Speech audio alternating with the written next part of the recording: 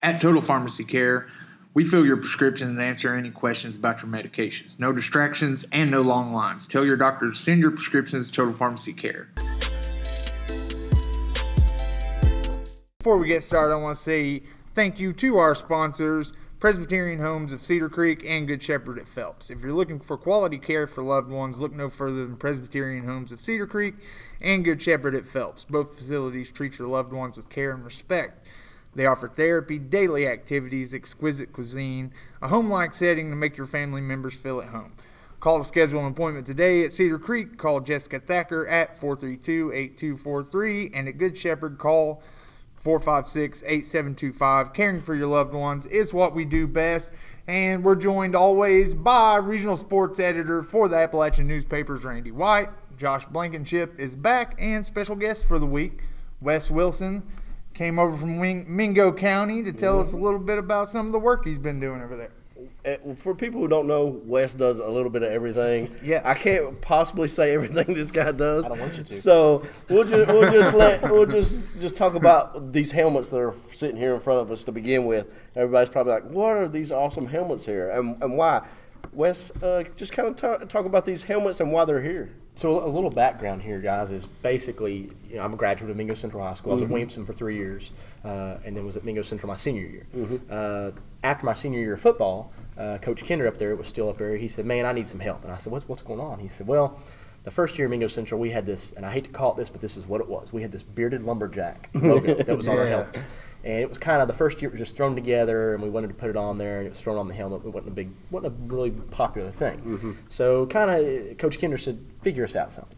So we came up with this M-Pickaxe logo that we developed and started using, and he allowed me to design the team's helmets in 2012, the second season. Well, it became a fixture of every year from then on out. While Coach Kinder was there, he said, "Man, just go ahead and figure it out for us. That's one less thing the coaching staff has to worry about." So he kind of gave me the freedom to start designing. Well, fast forward a few years, we would start playing teams in the Cardinal Conference and even opponents out of our conference, and they'd say, "Man, where did you all get those decals, man? Who does your design?" And of course, they're referencing me, so I got sucked into doing some other teams. And that brings us to the Pikeville helmet. Was in I believe it was 14. Coach Mack over here gives me a call. He says, "Man, we can't stand it anymore." He said, "You got to help me." I said, "Cool, sign me up." So it was pretty neat. And then this year, with the way the Pike County Bowl is lined up, it's cool that we're going to play each other and kind of see two go-to-head that I've worked with together. Pikeville won't necessarily have that helmet this year. Again, that was from a few years ago. But it's kind of cool that they lined up the way they did. But it was neat with the Pikeville one back in 2014 because they were the first team in Kentucky to do an oversized decal. They were the first team in Kentucky, high school team, to do a carbon fiber pattern. We did it with their P and then with the stripe. And people saw that and they flipped. That's actually, the Pikeville helmet's probably the most popular helmet I've ever done, just in terms of social media hits. We hit over 1 million hits. Oh, wow. Over like Twitter, Facebook, Instagram, all that good stuff. I mean, it's just unbelievable. Well, something you notice, I think, across the state, really in all levels of football, our teams, they want to look great out on the field. So you see a lot of these teams are really over the top with not only their helmet designs, but also the number of uniforms that they actually rotate through the year. And one of the things that I think is important that Wes does is he's wanted to set a tradition without being traditional. He's got his own tradition over there. We're coming up with, I think every year y'all have new uniforms and concepts. This is number nine. I mean, just talk about that tradition and starting something that, the kids, I know when you unveil these things, the kids go nuts. Just talk about what that feeling when these kids and these players, they can't wait. And then when you unveil it, that's kind of the way to open the season. That's the first note to get these kids excited. And that's what's special about it is it's this helmet in particular for Mingo Central was I hate to say it was a headache, but it was. Again, this is our 9th one, so we're having to get to this part of our time frame where we're thinking, okay, we've done this, and this. We're really having to put some thought process into what's next. But when it comes to reveal day and when you show these things off, oh my gosh. And this year it was kind of different because we actually didn't set a reveal day. We just kind of said we're going to do it at some time, and when it comes, it comes. And people, they flip their lid, the team gets hyped up. But it's a tool that gets kids excited, gets them excited in our feeder system. All 4 of the middle schools get excited. And of course, there's kids from other schools too at see go, man, and for the coaching staff, why wouldn't you want to be a part of that? Exactly. And it is a tool of enticing kids to be interested in our program. But when it comes to uniforms and stuff, it's funny because the first year of Mingo Central, again, not picking on our first year, my senior year, but we had some off-brand uniforms and some things like that. We were getting established with who we wanted to be, and that was kind of the whole thought process, not just with Coach Kinder, but other members of our staff, at least with football, was let's try to do different stuff. Let's go crazy. We've had digital camo. We've got a pink Adidas jersey for breast cancer awareness. And it's funny because I was talking with one of our assistant coaches earlier today. People hate us for that. Yeah. They hate that we have those many options and we do that stuff. But it's something that gets the team hyped up. It gets the kids excited. And, hey, if it means a pretty helmet making them play harder, we're going to design the best helmet we can. Absolutely. Because that's what it comes down to. Yeah, and with the Pikeville helmet there, too, and a lot of people might not know, you did some work on Pikeville's new locker room. I mean, these kids were excited. I remember, going over there that night for that reveal. And all the excitement there. Pikeville does a lot of that too during the playoffs. They'll switch up jerseys and stuff. Yeah. Just talk about how cool that is to have a team so close who sees what you're doing and wants to say, hey, would you come over here and help us out and all that? I mean, I think that's pretty cool too. Oh, and that means a lot to me that Coach Mack and his staff would allow me to participate and help them out. And I laugh because we're both actually now Adidas schools. Yeah. So it's neat that we're under that same brand umbrella.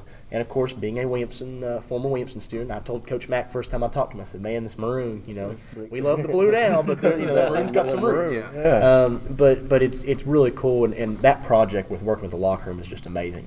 I remember going in there, actually, he invited me to come over when it was just in its infant stages. The cement was being knocked out from the pool, and we're over there, and I'm like, you want to do this with that, and where?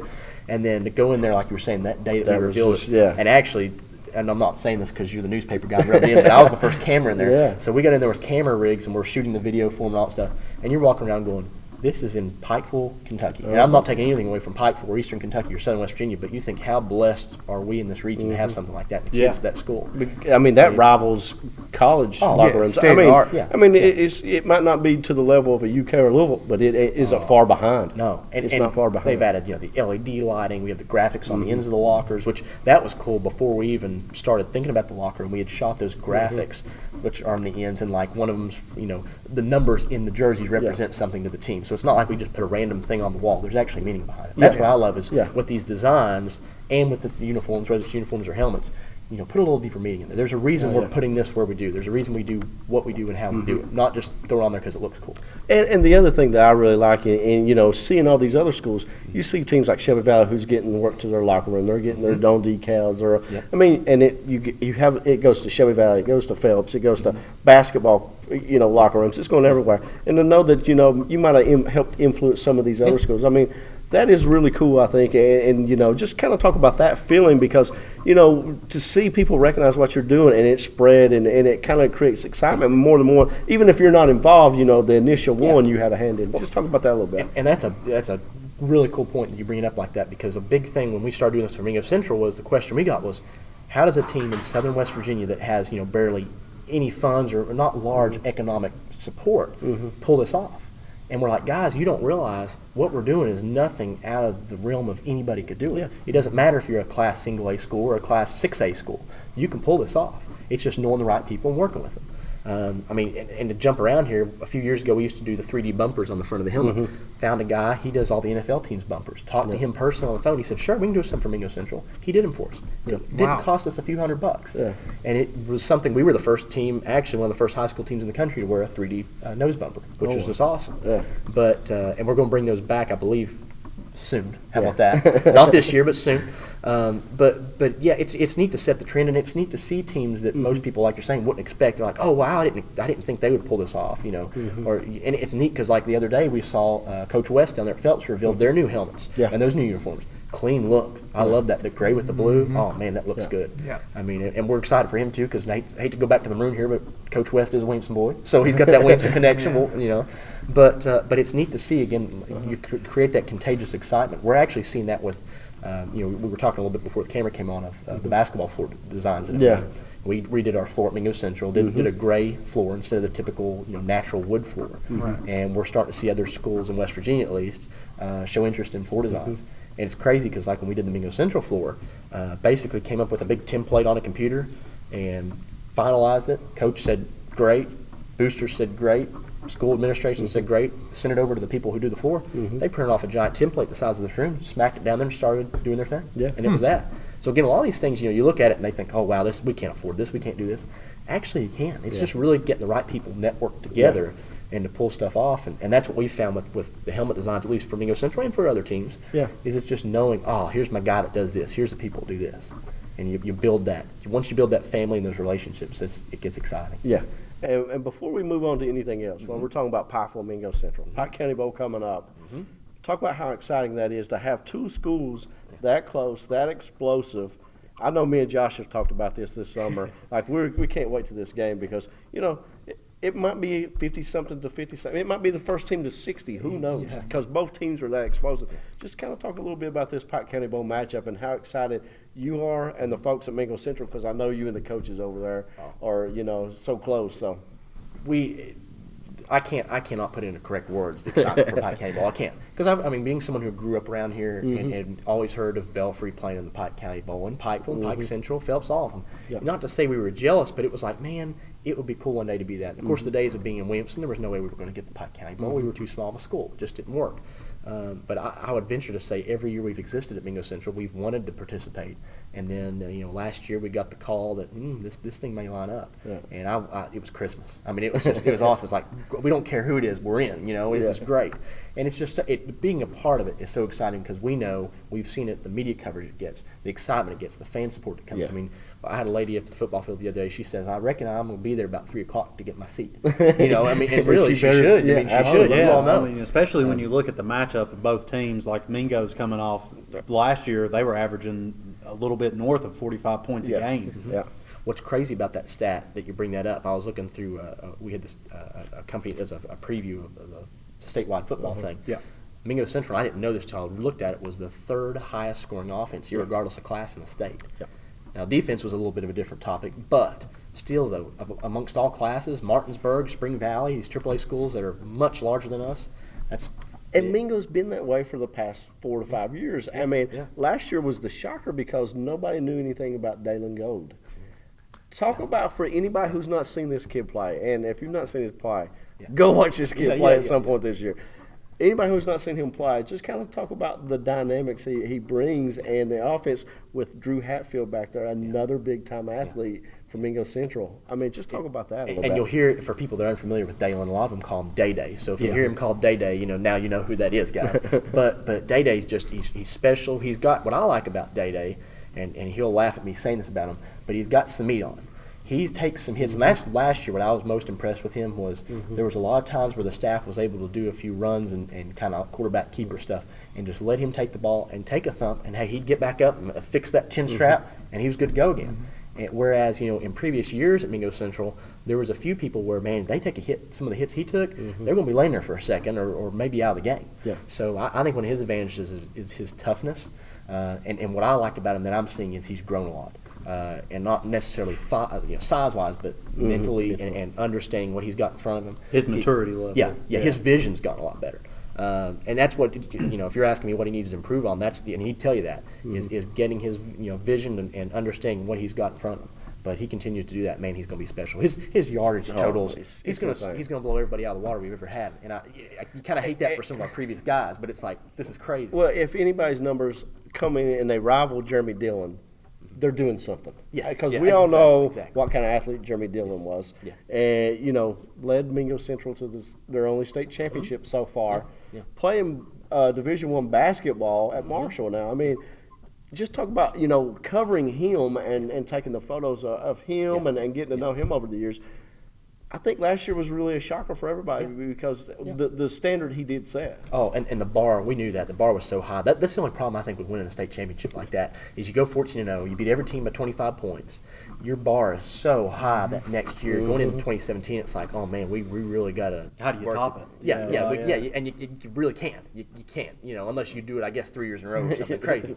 But, the wild thing was last year, a lot of people, a lot of predictions, a lot of analysts and whatever, had Mingo Central winning 6 games, 7 games, and that would have been a good year, especially given what we had. Shoot, you come out and you go 8-3, and you had a tough first round game. And besides Dillon, you lose a ton of talent, running backs, receivers, tight ends, linemen. That kind of came out of nowhere last year. And just talk about building on that because that team. There was, like you said, no expectation. Now this year, there's an expectation over there. And I think that's a really big thing, as you're saying that exactly, is the expectations a little higher, especially with all the pieces of the puzzle coming together. We've got who's in these certain positions and places, and it's, to me, the big thing with this year is getting these guys to understand, hey, with football and with any sport, if you're going to be committed to it, you got to be 100% all in. We have a sign above the locker room door they hit as they run out of the locker room that says all in. Yeah. And they got to be all in when they go on that field, but they got to go all in the second. That's what Coach Fields was talking about, one of our assistants. They got to be all in, all focused. When they turn off the King Cole Highway in that gravel parking lot, their brain, you got to step away from life. You just got to step away from boyfriend, girlfriend stuff. You got to be focused on football. You have to be. And Pike County ball, going back again. Speaking of expectations and having big seasons last year, Pikeville was 1 point away from a Class A state championship. They returned so much, athleticism, and especially on the outsides. Got a new quarterback coming into play, but he is athletic. Isaac McNamee is going to be, unbelievable back there. Just talk about how fun this is going to be to see a kid like Jackson Hensley on one side, and then you got Pugh on the other side, and I mean, these are all kids that, we all get to cover on a daily basis, and sometimes we take for granted, but it's going to be a show. Well, and to me, I would call this, it's almost a dream matchup. It's almost like when you get on the Xbox or the PlayStation and you're playing that perfect game with the perfect teams. This is really one of those. And I would almost say I think this may be your best game of the Pike County Bowl this year. I really do. And I'm not saying that with my connection to Mingo Central, just because both teams have so much dynamic, so much lining up. I mean, daggone, and Pikeville's definitely a veteran squad. I mean, what they've got, the coaching staff's awesome. I told Coach Mack, I said, since we're the visiting team, we get to warm up on the new turf, right? I don't know. But I mean, just, and what I'm excited about really the most, at least for our guys, for both teams really, but is the environment. Our guys have played in big games like that, but we've got some younger guys now that aren't used to that, and that's going to be interesting to see how they handle that. Well, I think the biggest thing that you talk about the atmosphere is a lot of people don't know the Pike County Bowl for most teams in it besides Pikeville and Belfry. This is usually the biggest crowd they'll play in front of all year. It's kind of like the Super Bowl to kick off the season. It's going to be a new experience for the Mingo Central kids to have a game that big that early. And I think that's what's the excitement about this bowl in general. And to me, the big thing is, more notably, it being on the road. We're not, the last big road crowd we saw was Point Pleasant 2 years ago, and we snapped the 40-some game home winning streak and all that stuff. And that was chaos. That place was packed. But I think that is an advantage, to me, Mingo Central has, is the fact that we do, the last 3 years, we've averaged 4,500 fans at every home game. We have good crowds up there at the Buck. So that helps us. Of course, sometimes you'll be playing these games where, unfortunately, the game starts going the way it's going in our favor, and people head on to the house, and that's fine. But I do think that's an advantage for some of our older guys. But for some of our younger guys, definitely you can run out on the Hambly and look up, man. That place will be rocking. Like the girl made the comment, you do have to be there early, especially with the late game. Have to. It makes you wonder. We always laugh at the Pike County Bowl. It would be going on, and we'd have a home game, and you could leave our regular game and catch the second game over at Belfry or whoever was playing. So I'm hoping this year in that case we'll maybe running a little bit on time, or a little better. And moving on a little bit from this, you've been shooting, doing photography forever. I know you've got to do some cool stuff with photography. Just talk about some of the highlights of the things you've got to cover, the things you've got to shoot at events. I know you do music, there's not a spectrum in photography that you haven't hit. That's true. And really in terms of highlights, and this is, you'll laugh at this one because you and I run into each other at this event, but one of my Christmas of the year, honestly, is the state basketball tournament in Charleston. It's just so fun. You get, you always have the Cinderella teams. You have the expected teams. You get the crowds. It's just special, and you and I can relate on this note is when we go over there, you see people that you only see once a year, and it's at that event. And it's like a reunion. And you got basketball. So that's a really perfect marriage. And I started covering the state basketball tournament over in West Virginia about 2011. And gone every year since. And it's fun. And now with this 4-class proposal going through at the WSSAC, it sounds like we might get another day of state tournament. So I'm like, Christmas, man, here we go. This is fine with me. But that's a little bit exciting. But, man, the highlight thing in terms of sports photography and stuff, I would have to say back in 2000, I believe it was 12 or 13, got to go to Aspen, Colorado, and cover the Winter X Games. Was just, man. And I'm sitting there, we're in a media tent with Shaun White and Tucker Hibbert and all these guys that are extreme athletes, and they're just hanging out, talking to us like, well, what'd you think? How was that? And it was like, well, it's pretty good. What do you mean? And it makes you realize they're down to earth people just like us. But it was so crazy to be amongst media that, I was one of I think about 50 media people from the United States there. Overall, there was 400 media people there. So we're interacting with people from China, from Europe, all these different places, and you're getting to learn. And that was really cool. And at the time, I wasn't as into photography as I am now. So it's like, man, I got to get back because now I know a little better what I'm doing. But man, you go up there like on the Super Pike where Sean White would be doing his flips, and you're sitting on the ledge of that thing, and they're telling you, okay, now make sure you don't fall in that because you're on live television. So it's like you're a little nervous about it. But that event, just getting to learn and see and brush arms with some really good people that are in the industry. Oh man, that was pretty neat. And the top of that trip too. It was kind of funny. It was aside from photography. It was the day before we went out and shot the X Games. Got to go on a snowmobile adventure for about half a day. And the next day, we're out there watching Tucker Hibbert flip these things, and you're realizing, wow, he's flipping this thing that weighs a couple hundred pounds. Oh my gosh, you get a whole new appreciation for him. So it's been fun. It's a neat journey. My whole thing with whether it's helmet designs, photography, chamber of commerce, any of that stuff, you got to be always willing to learn. Absolutely. And that's a big thing for me is you can't ever have that closed-mindedness. Well, I've hit my top. That's it. Right. You got to keep climbing that ladder. And that's kind of the thing I go back to the helmet design here is. We're having to really keep climbing to one up. Everybody goes, oh man, this was better than last year. This was better than last year. And so that, with anything, with photography, with work, with that, it makes it a little bit more difficult, but it makes you an even better person, I think, having to find that. So. I know, at least for me, it feels good to talk a little bit about football. Oh, yeah. It just brings a smile to my face. Yes, I mean, I miss it so bad. So, obviously, the anticipation for the matchup this year in the Pike County Bowl could not be much higher. We want to say thank you again to Wes Wilson for coming over and joining us, talking a little bit about what he does, and we'll see you next time.